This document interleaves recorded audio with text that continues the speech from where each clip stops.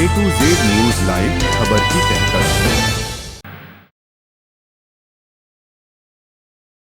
बूढ़ी गंडक नदी के पूसा नए पुल पर हम हैं और बूढ़ी गंडक नदी के पूसा पुल की यह तस्वीर हम आपको दरअसल दिखाना चाह रहे हैं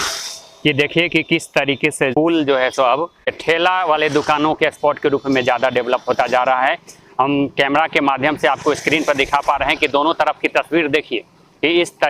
इस तरीके से जो है सो उस तरफ भी ठेला वाला जो है सो दुकान लगा हुआ है और सुबह से ही ठेला लगने का जो है सो काम शुरू हो जाता है। ठेला लगा करके जो है सो फल बेचे जाते हैं और जिस स्पॉट पर हम खड़े हैं इधर के जो हिस्से में जो है सो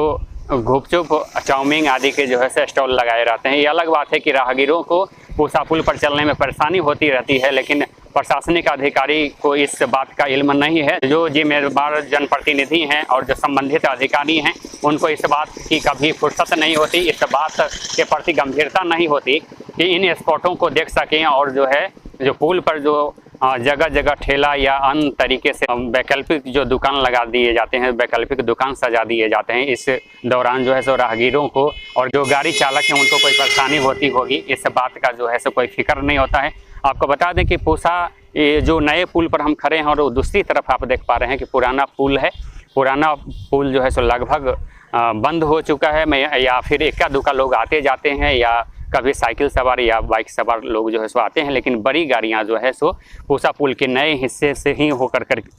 गुजरती है। और अभी चूँकि धूप का टाइम है और धूप की वजह से जो है सो कम दुकान खुले हैं, लेकिन आपको बता दें कि अभी 10:10 हुए हैं, लेकिन ज्यों-ज्यों यह दिन चढ़ेगा और दोपहर के बाद से जो है इस पुल पर अगर आप आते हैं तो लगातार यहाँ पर दुकानें सजी हुई आपको नज़र आती है। कभी ठेला पर दुकान गुपचुप चाउमीन का दुकान दिखेगा तो कभी ठेला पर मौसमी फलों के जो है सो दुकान आपको दिख जाएंगे। पुल के दोनों किनारों में जो है सो चट्टी बोरों को बिछाकर भी वैकल्पिक दुकान को सजाना शुरू कर दिए हैं। ऐसे में सड़क पर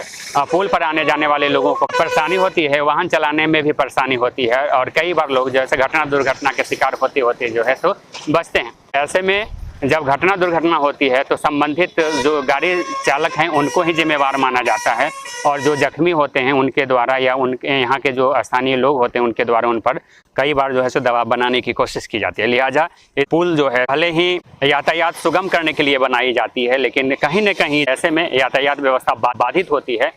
इस बात के लिए संबंधित दुकानदार हैं उनको भी जागरूकता की ज़रूरत महसूस होती है, क्योंकि अमूमन जो इनके दुकान पर जो खरीदार होते हैं उनकी गाड़ियां जो है सो पुल पर ही पार्क की गई होती है, या जो भी उनके ग्राहक होते हैं पुल पर ही जो है सो उनके स्टॉल के आसपास घूमते नज़र आते हैं। तो ऐसे में भीड़ भाड़ लगने की वजह से पुलों पर